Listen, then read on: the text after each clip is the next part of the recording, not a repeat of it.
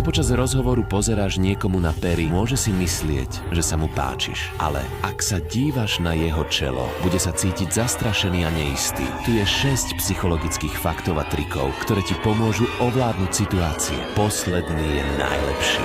2. Ak chceš, aby niekto uveril klamstvu, pridaj k tomu trápny detail o sebe.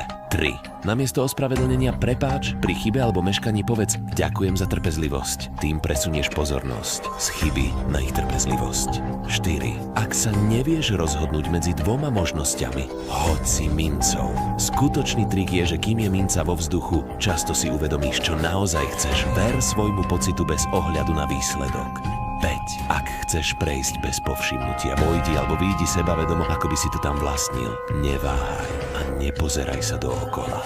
Väčšinou ťa nikto nezastaví. Tento prístup ti môže veľa umožniť.